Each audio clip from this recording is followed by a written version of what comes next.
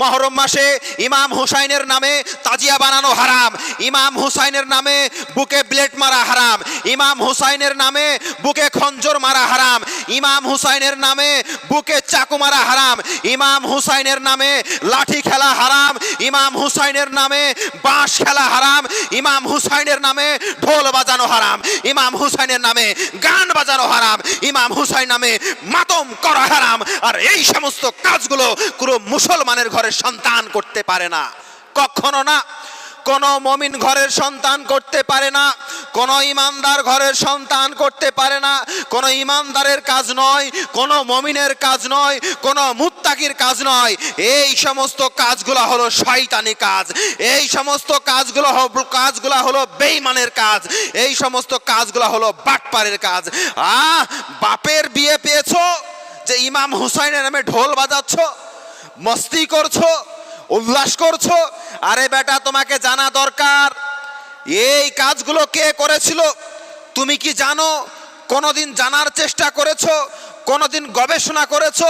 তুমি যে কাজগুলো আজকের জামানায় ইমাম হুসাইনের নামে যে কাজগুলো করছো, এই কাজগুলো কে করেছিল তুমি কি জানো?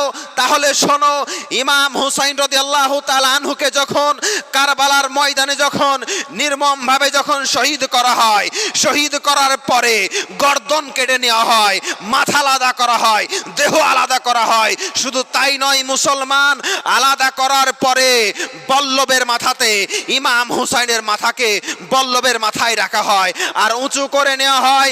দামেস্ক পর্যন্ত নিয়ে যাওয়া হয়েছিল উল্লাস করতে করতে, মাতুম করতে করতে, খুশি করতে করতে, নাচতে কুদতে করতে করতে, ঢোল বাজাতে বাজাতে। তাহলে চিন্তা করো তাদের মধ্যে তোমার মধ্যে কি তফাৎ আছে। তারা ইমাম হুসাইনের মাথাকে নিয়ে উল্লাস করেছিল, খুশি করেছিল, ঢোল বাজিয়েছিল। আজকে ইমাম হুসাইনের নামে তুমি তো ঢোল বাজাচ্ছ, তুমি তো বুকে ছুরি মারছো, তুমি তো খুশি মাতম করছো, তুমি তো মাতম করছো। কেন করছো? কিসের জন্য করছো? তাদের মধ্যে তোমার মধ্যে কিসের তফাৎ? এই মুসলমান, কিসের তফাৎ? না না না, আজ থেকে আপনাদের এই সমস্ত শয়তানি কাজগুলোকে বন্ধ করতে হবে, এজিদি কাজগুলোকে বন্ধ করতে হবে, সীমারের কাজগুলোকে বন্ধ করতে হবে, বেঈমানি কাজগুলোকে বন্ধ করতে হবে। আজকেই 3 তালাক মারতে হবে। মহরম মাসে এই সমস্ত কাজগুলো করা যাবে না। ইমাম হুসাইনকে ভালোবাসো, রোজা রাখো, ইমাম হুসাইনকে ভালোবাসো, নামাজ পড়ো, ইমাম হুসাইনকে ভালোবাসো, মুখের মধ্যে দাড়ি রাখো, ইমাম হুসাইনকে ভালোবাসো, ইমাম হুসাইন নামে তাবারুক বিতরণ করো, ইমাম হুসাইন নামে দান করো, সাদকা করো, খায়রাত করো, গরিবদেরকে খানা খেলাও।